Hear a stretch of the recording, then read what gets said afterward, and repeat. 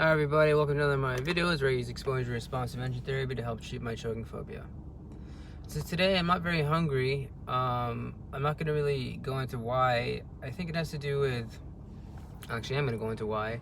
So what these videos are about, they're about confessing my thoughts and video journaling and diarying of my anxiety on a daily basis. So the reason I'm not hungry is because I'm just not. I think it might have to do with the fact that usually I eat a bit earlier. I eat usually around 10, sometimes 9, and as early as 6 sometimes, I know. And so it's 11 now, and I'm not, a big fan of eating so late. Usually now I get ready for the day and work. It's just, I don't know. I went to see my mom yesterday, and, we have a strained relationship, and it's quite awkward. She definitely made a point to tell me that she didn't really, she said that I had an issue with, smoking too much marijuana. She thought I was smoking too much marijuana. I wasn't smoking marijuana in front of anybody, I guess they just smelt it on my clothes, on my jacket, and I know she was telling me, look, basically you smell like marijuana and you have a very strong smell, and basically it's bothering my husband, and he was too polite to say anything. I had no idea it was that bad. Like, I knew my dad, right? He's a heart patient, and I obviously change my clothes when I talk to him as best as I can. Most of the times I take my jacket off. If I'm going to spend extended periods of time with him, like if I'm hanging out with Ahmed, most of the times I would change my clothes. There are some times when I wouldn't. I'm human, I forget, but most of the times I do. And so I honestly thought it was just because of my dad being a heart patient. I didn't realize it was because of this actual smell of the marijuana. And you'll come to think of it, talking about it now, it does make me think that marijuana has a distinct smell. It's not like marijuana doesn't have a distinct smell. It has a distinct smell that you're going to be like, oh man, this guy's smoking weed. You can smell it. You can smell the weed. I'm pretty sure when I went to McDonald's, and the guy, I don't mean to be racist, he was black, and I'm assuming he's black, he smells weed. He's probably assuming this guy smokes weed. And I was thinking, yeah, that's not good. So, that's kind of maybe why I'm experiencing an anxiety. Not necessarily for eating, but like in terms of choking phobia. I have anxiety though in terms of just not wanting to, do anything. Does that make sense? Not wanting to, like, I don't want to go to work today. I don't want to get ready today. I feel very tired and lazy. I don't feel like doing these things. And yet I know if I don't, my life will get worse. I'll get poorer. My dad will get more stressed out trying to care for me. These are things I have to do. I have to work. So without further ado, let's start talking about my choking anxiety level. So I also feel a bit of pain in my stomach. So what I'm gonna do is, I always forget, I have to take my medication before I do my pills, do my exposure. So here's what I'll do. I'll try to make it as accurate as possible for everybody. I'll write my anxiety level down on a scale of 1 to 100.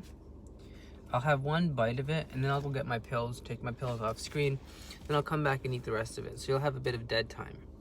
My anxiety level is 2 hash browns. And my anxiety level is, to be honest, I don't think it's gonna get higher than a 10 or lower than a 10. No, I'm gonna keep it at, I'm gonna keep it like a 7, to be honest. So I'm gonna have a bite now, just to kind of stay with the anxiety, be mindful, and I'll come back after I've had my pills, because it's causing me, definitely causing me pain in my stomach.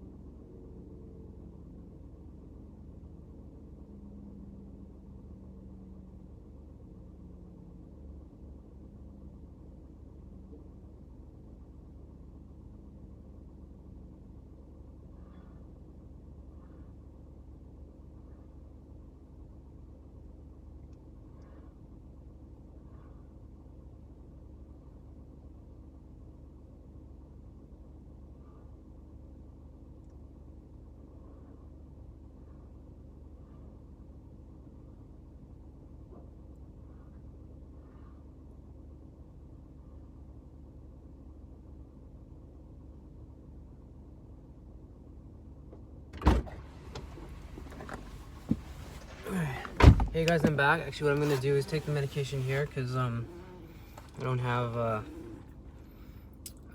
Honestly, this is getting me anxious, but I know why not, right? Anxiety is a good level. I prefer to drink it like a cup. Screw it, I'm gonna drink it like a cup.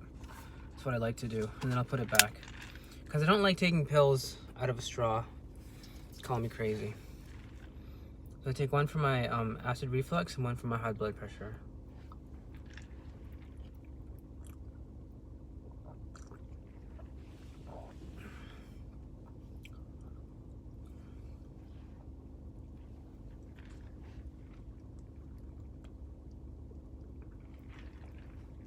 Okay. I want to bring this back in here. I'm just looking to see if anything could choke me in it, right? Like, is it anything get in, right? And that's always good to talk about those thoughts. And you see how irrelevant they are. All right. Continue with the exposure here.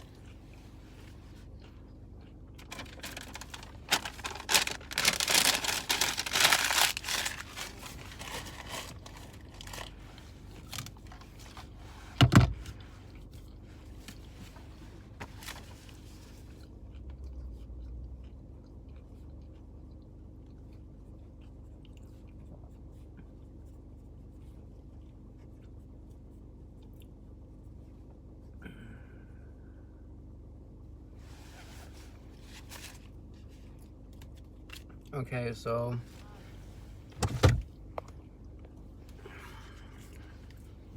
I'm doing a lot. Lots of images. Oh, so it went down to, it went down to a 0 considering it went down to a 0. I wasn't anxious at all in terms of choking. I wasn't choking on the food. So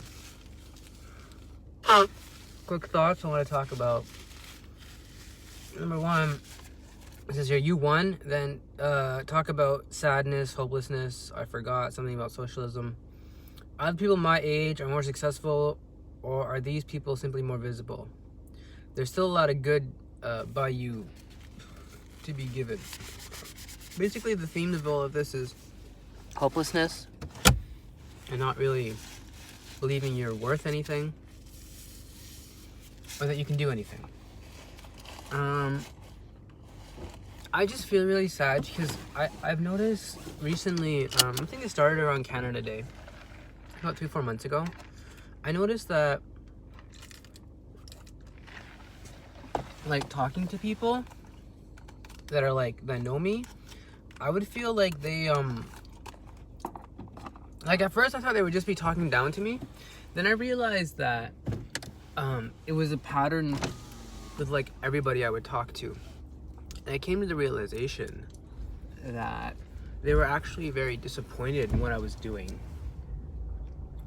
I felt like what turned out to be rudeness was actually more closer to disappointment coming from them in their tone of voice and what they were saying, and their eye contact and their body language and their tone of voice. They felt very disappointed in my life choices and what I was doing. I think it began with my brother. Like, my friends always kind of ragged on me. Excuse me if that word's too coarse. It always make you feel bad and dirty and worthless about being gay, obviously. I'm not surprised about that. Or not working, being on disability. It wasn't until I started smoking marijuana regularly around my brother, which I actually thought was kind of a bad thing to do, because he is a recovering addict. And, you know, he told me straight up when he came out of recovery that he didn't want to see marijuana or any sort of alcohol around him. And I had no problems fulfilling that request. For very, very many years, I took it very seriously. Eventually, though, I slipped up once or twice. Maybe I, might have had a joint in front of him, or he knew I was smoking weed. I was vaporizing in front of him. And even to now, I feel kind of guilty smoking cigarettes in front of him, because I know these things are hard to quit. Cigarettes, for example,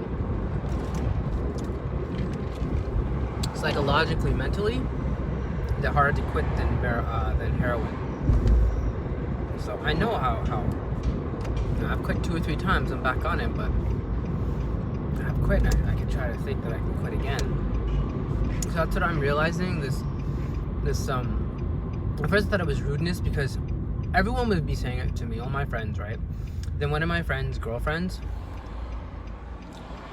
basically stood up for me and said, "Why do you guys, like, you talk to him like so mean, you know?" I don't know what she was saying, but it made me think, like, you're right. Let's just call her person X. These people do treat me like I'm less. And I thought I was like, oh, I'm not gonna hang out with them, they're rude. It wasn't until I realized that everybody else was doing it too, like my mom and my brother, right? And everybody who really knew me, that, I kind of came to the realization that, it actually has nothing to do with being rude or being rude to somebody. It's simply like, this is how we're seeing you. You're messing up your life choices. Even my stepsister said something like, you chose not to go back to school, implying I still had a choice to go to school, right? It really dawned on me, like, I did. Like, even my psychologist recommended I go back to school because he sees how intelligent I am and all that. So I was just wondering, like, to myself, like, is this rudeness? And then when everyone's doing it, you realize they kind of have a right to be rude, because it's not necessarily they're doing it out to make you feel bad, or to make you feel like, you know, crap. They're doing it because they like love you and care about you and see the life choices you're doing, and they just can't stand it anymore. They can't stand seeing you.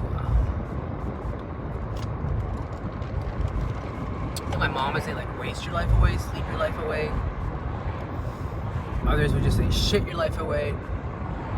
Well, you basically do nothing but waste your life. Like, you just sit on Netflix and do nothing all day. And that adds up, you know, because I've been doing that since 2008. But I'm waking up slowly. It's just, I fear that I'll wake up and then, like, I'll be dead. I'll literally, like, be living, like, the best week of my life, anxiety-free, what I want to do, you know, all my goals, working, being spiritually happy, having some sort of societal relationship with people, and having a family relationship. And then all of a sudden, I'll be like, I'm free of anxiety, and then I feel like I'm just going to die. Because I feel like I'm just going to figure out things too late. I'm always the one who's late to the party, in terms of, like, I'm always the last one who figures out, like, what people want. It's just, like they're what they're trying to say to me. I always, like, am the last person to figure out what people are trying to say, because, like, maybe I'm overly literal. And today's video is going to be a lot of just me being self-loathing. I know it's such a waste of time, especially when all my videos are stay positive, be positive. This is just one of those days, and I'm telling you, it's not a good day where I feel sad, I feel hopeless. It started about 3 days ago. I just woke up and I felt like life is meaningless, life is worthless, there's nothing really to go on for life. And I came to this conclusion that anything that I do is always going to be subpar considered to what other people in society are doing. Alright? Like, I look at my age. I know it's good to be grateful. I'm going to preface all this by talking about this lady who has this disorder.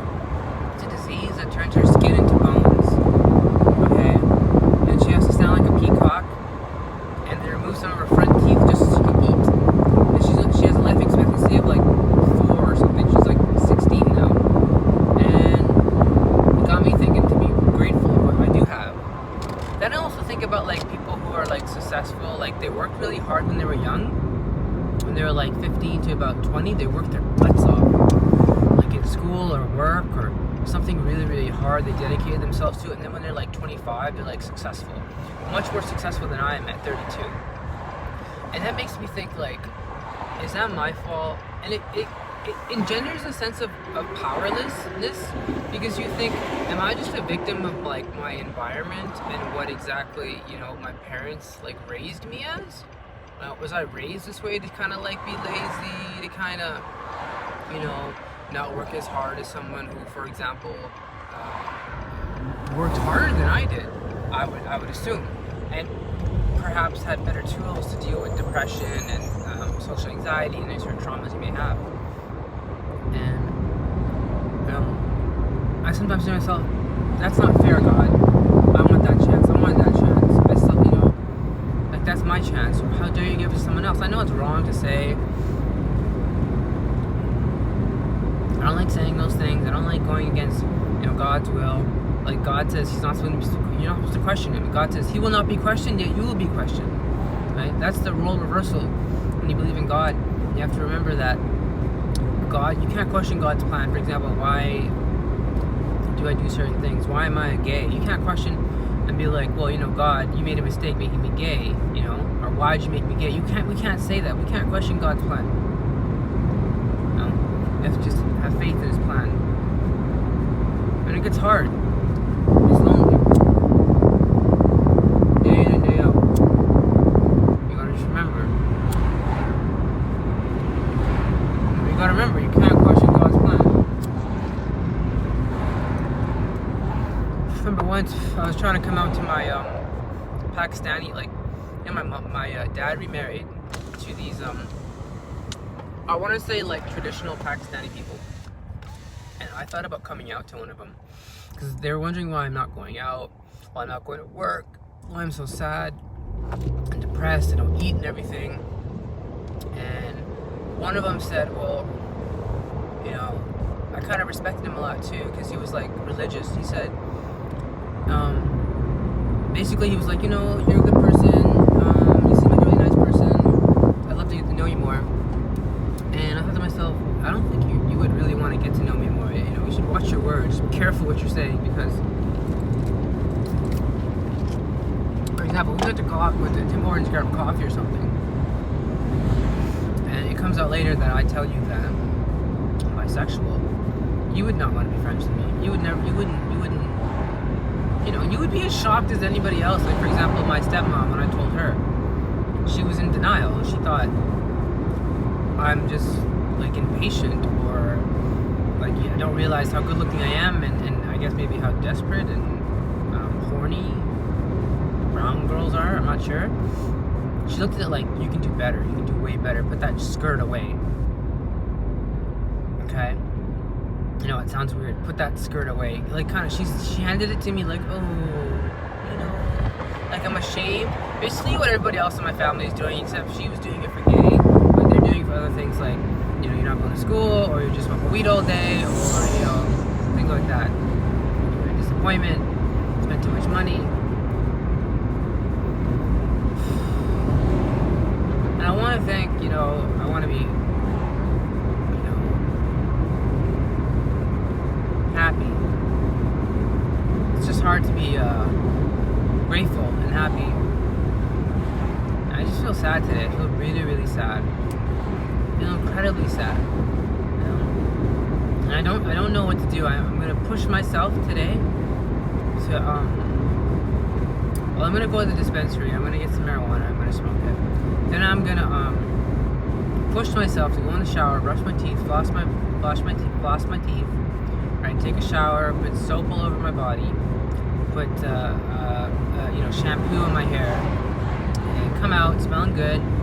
Right, get some towels, put some new clothes on, and then what I want to do, I'm gonna be honest, the clothes I have are probably gonna be the same clothes I'm wearing today, because I only have about 2 or 3 pairs of shirts.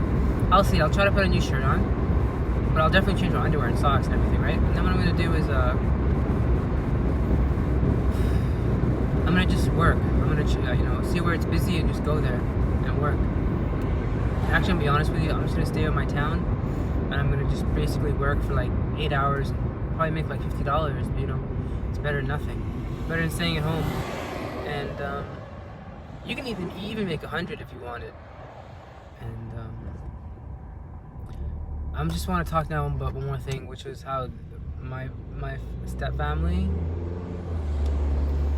My stepdad, he was concerned about me driving and being high. He thought that like being high and driving would be something that I do regularly, and he says you could lose your license. They could definitely pull you over now for those things. And I explained to him in kind of a defensive tone, because I did feel uncomfortable, because like I was being looked at by everybody. Like, I left to get the Xbox that my brother gave me, put it in the car, then I decided to just smoke a little weed. So I smoked a little weed, and then Zan came outside. He's like, what are you doing? And then I'm like, I'm smoking some weed. He's like, why aren't you inside? He's like, well, you know, sorry about saying his name. Then I said, well, do you want me to smoke weed inside in front of you guys? Of course not. So he was like, yeah, you're right. And so I know, though, they have like a son who's kind of impressionable. I understand I don't want to ever smoke weed in front of him. I was, though. I just thought I'd be okay with some Febreze, and just by being in the car a lot. I thought if I was in the car a lot, they would just think, oh, he's on the phone or something, right? Not realizing that they know I have no friends. So, you know, it's really hard to lie, especially with someone that has, like, autistic traits. It's very hard for them to lie. They can, but it'd be more of like a spur-of-the-moment lie, and it would require a lot of intelligence. And I know people that aren't on the autistic spectrum lie much easier. I guess it doesn't get them as much because they're not as literal, right? They see the gray. Well, for people who have autism, it's harder for them to see the gray in you know, good and bad. And so I even know right now, just thinking about lying is causing my stomach to ache. I know it just causes like knots in my stomach.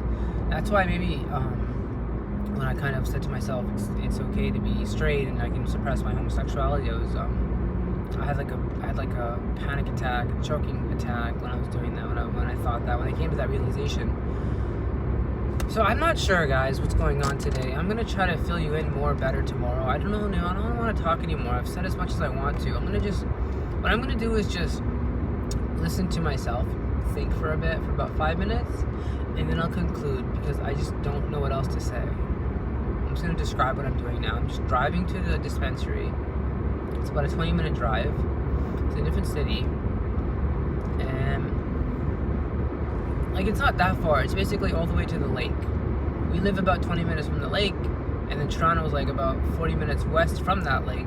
So I don't live in Toronto, but I live in like a suburb, and so it's about a 20-minute drive to the dispensary. And it's really weird. You walk in, they ask for your ID, and then they basically know me. So I know, they know, like, they usually don't ask me if they like to see a menu, except for the one high guy. I don't know if he remembers me, but I remember him. He's always high, and he's always like, so what type of high are you looking for today? And I always tell him the same thing: a couple spark sticks, please, or 4 spark sticks. You know, because I told him the first time when he said that to me, I was like, I always know what I'm gonna get unless you guys are out of it, because I prefer these spark sticks. They're 10% THC, low potency THC, just enough for a body buzz. And if you really want to get high, you smoke the whole thing, and then you're high for like an hour or something. And that's all I really need. I'm not looking to get, like, I know people always get like, what's your highest level THC? And they get like white rhino, or I don't know, Kush something or other, big granddaddy grapefruit, purple Urkel. I'm like, I used to smoke that stuff, and that shit gets you fucked out of your mind. You're gone. It's just that I need to drive for a living. Plus, it's not like I can just, you know, come home and smoke it. I have things to do. I'm gonna be honest, a lot of the times it would be like 3 or 4 hits of a joint, and I told my family this, and then I would kind of like just continue driving. If I wanted to actually get high, I would, you know, park outside my garage and smoke like 6 or 7 hits of a joint, you know, spit a lot, because it's my anxiety.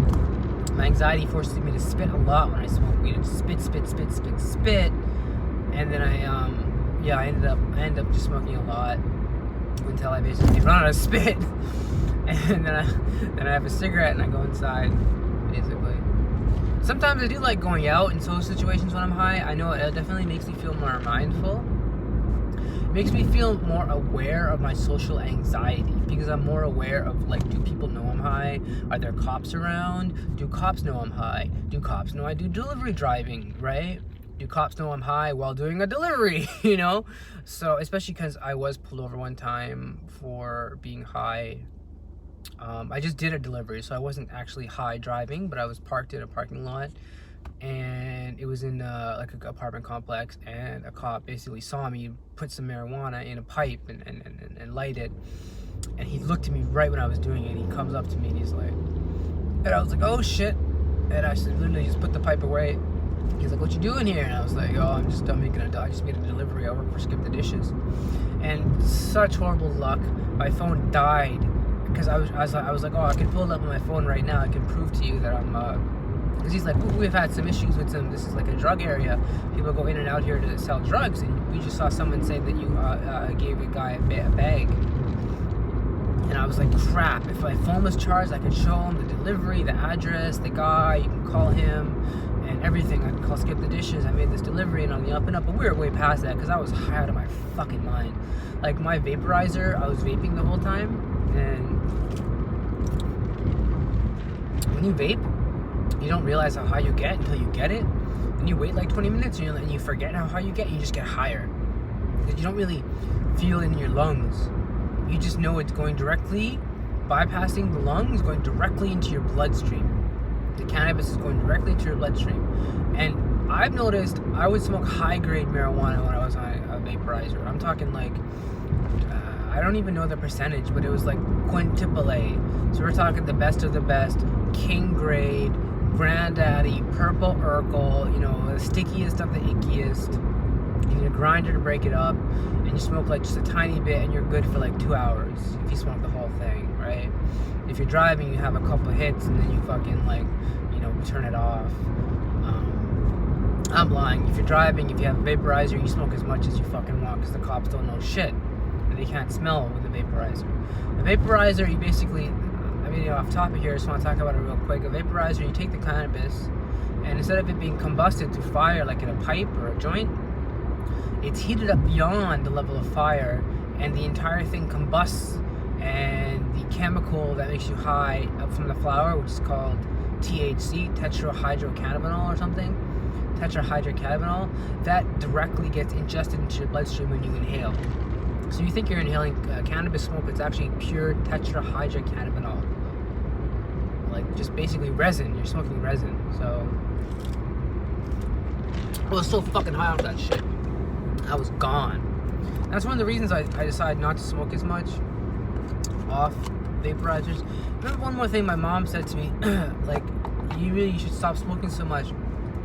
Like, you may have a problem. And I said to her, like, I thought to her, myself, like, are you shitting me? You know what a problem is? The problem is what I just described to you guys. Smoking quintuple A marijuana. 20 grams I'd buy, $250. For about 2 weeks it would last. I'm not shitting you. 20 grams would last 2 weeks. You do the math. That's at least 2 grams a day. I would get high in the morning. I would get high at night. Okay. I would get high after my first 2 deliveries. I'd probably get high during the whole time, maybe 3 or 4 more times while I'm delivering. That's about seven individual times I would rely on my vaporizer to get me high. 7 individual times. Isn't that crazy? Nowadays, I have one joint that lasts me about, it used to last me now about a day. You smoke a joint, lasts me about a day. And, you know, I know it's worse for you because of the smoke. It's just I smoke less, so it's good for my anxiety because I smoke less. I know it does cause anxiety. There are some strains that help with anxiety. I don't really believe any strains can help with social anxiety, even though I did mention earlier, I do like sometimes going in social situations when I'm high. I used to buy into this whole advertising that marijuana cures anxiety, but I realized no, the only thing that cures anxiety is facing your anxiety. And if you like facing your anxiety high, then all for it. And if you like facing your anxiety sober, then all for it. But it's not marijuana that, in my opinion, cures anxiety. It may cure different ADD or whatever, like hyperactivity. I know some indicas that would definitely help with that. But like anxiety, just if you're anxious, smoke a joint. No, that's not gonna help. That's just gonna kick the can down the road. For me, smoking a joint's like having a beer. If I'm anxious and having a beer, I'm still gonna be anxious after the beer wears off. So, I think I've talked a lot more than I wanted to. So let's just end it here. Remember, guys, stay with it.